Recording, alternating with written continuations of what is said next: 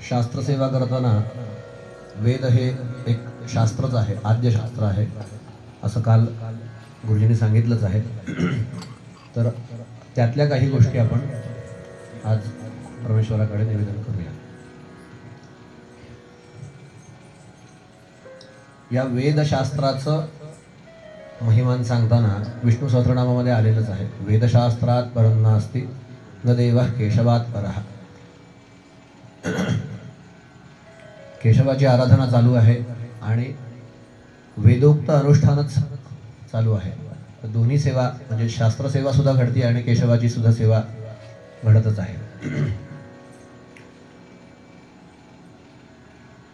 वेदामध्ये आपल्याला काय सांगितलेलं आहे तर अनिष्ट परिहार आणि इष्टप्राप्तेः ज्ञानम वेदजति स वेदः. वेद आपल्याला काय सांगतात तर अनिष्टाचा परिहार सांगतात आणि इष्टाची प्राप्ती कशी करून घ्यावी हेही सांगतात. त्यात काही भाग आलेले आहेत. वेदामध्ये काही भाग आहेत. जसे विधी सांगितलेला आहे तसा निषेधही सांगितलेला आहे. त्यानंतर संवाद आलेले आहेत. म्हणजे विश्वामित्र आणि नदींचा संवाद आहे, सरमापणी इत्यादी संवाद आहेत. असे अनेक त्यानंतर वृषाकपी इंद्रायणी संवाद आहे. या संवाद रूपाने काही कथा आहेत आणि त्या व्यतिरिक्त सुद्धा काही कथा आहेत. आणि या व्यतिरिक्त राज्ञांच दानस्तुतयः म्हणजे राजा जे होऊन गेले त्या राजांनी जी दानं केली त्यांची स्तुती सुद्धा या वेदांमध्ये येते.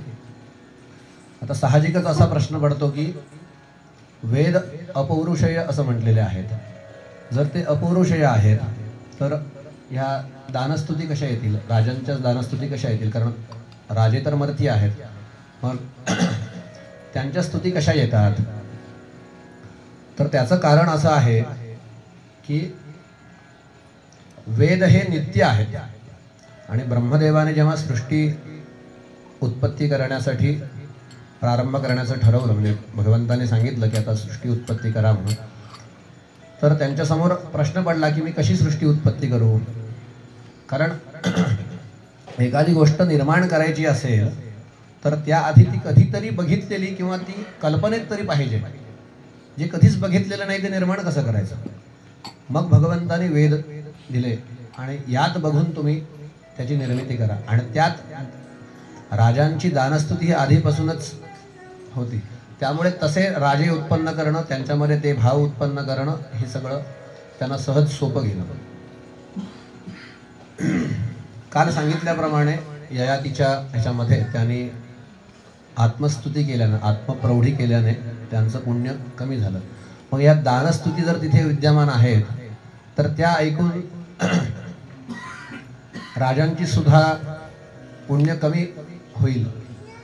परंतु तसं होत नाही. कारण दान करणारे राजे स्वतः स्तुती करत नाही आहेत. त्यांची स्तुती ही वेदामध्येच दिलेली आहे आणि ती पाहून इतरांनी त्याच्यातून मार्गदर्शन घेऊन आपण दान करावं आणि दान करण्याकडे प्रवृत्ती व्हावी. तसंच विधी जे दिलेले आहेत वेदांमध्ये किंवा निषेध जे दिलेले आहे त्यांचा प्रचार प्रसार जर होईल तरच तो विधी ज्ञात होईल सर्वांना, किंवा निषेध काय आहेत याची माहिती लोकांना होईल. आणि त्यासाठी ह्या स्तुती असतील किंवा जे दान आहेत, विधी आहेत, ते चालू असलेले प्रचार करणं हे आपलं कर्तव्य राहतं. न की ही आत्मप्रौढी करण्यासाठी आपण हे करायचं नसतं. तर हे प्रचार प्रसाराचं काम जे आहे ते त्या वेदात सांगितलेल्या दानस्तुती इत्यादी ऐकून पाहून लोकांना त्यातून प्रोत्साहन मिळावं यासाठीच त्या गोष्टी कराव्या लागतात. त्यानंतर काही कथा ज्या येतात त्या कथा सुद्धा आपल्याला प्रबोधन करत असतात. म्हणजे मंत्र ब्राह्मणयोर वेदः, मंत्र म्हणजे संहिता ज्या आहेत आणि ब्राह्मण ग्रंथ, ब्राह्मण आरण्यक इत्यादी जे ग्रंथ आहेत ह्या दोघांनाही मिळून वेद म्हटलेलं आहे.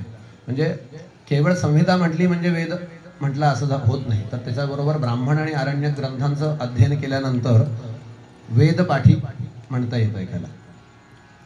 तर त्यामध्ये अशा काही कथा आलेल्या असतात की ज्यातून आपल्याला नित्य वापरण्यासाठी ज्या काही गोष्टी आवश्यक आहेत तर त्यातून आपल्याला मिळतात.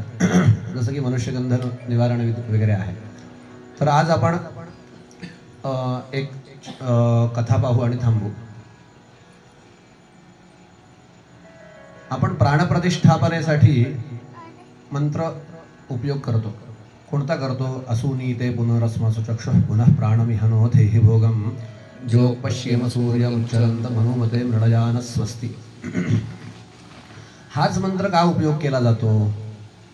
तर त्याच्यामागे एक कथा आहे, ती आज आपण पाहूया. इक्ष्वाकू कुलामध्ये असमाती नावाचा एक राजा होऊन गेला. तर त्या राजाचे पुरोहित 4 जण होते.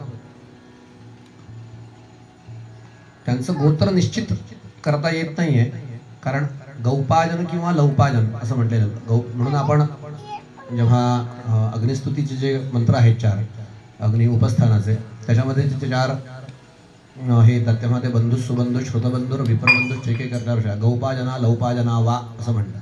वा म्हणजे काय की निश्चित नाहीये. गौपाजन गोत्रात उत्पन्न झाले असतील किंवा लौपाजन गोत्रात उत्पन्न झाले असतील. तर हे जे गौपाजन गोत्रात उत्पन्न झालेले जे 4 बंधू आहेत हे त्या राजाचे पुरोहित होते. तर त्या पुरोहितांपेक्षा अन्यौ मायाविनौ श्रेष्ठतमो मत्वा पुरोदथे.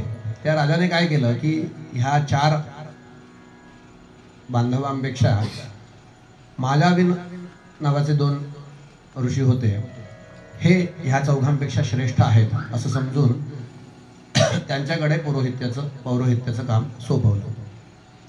आता हे 4 जण जे होते ते क्रोधित झाले. ते म्हटले की असं कसं काय केलं ते.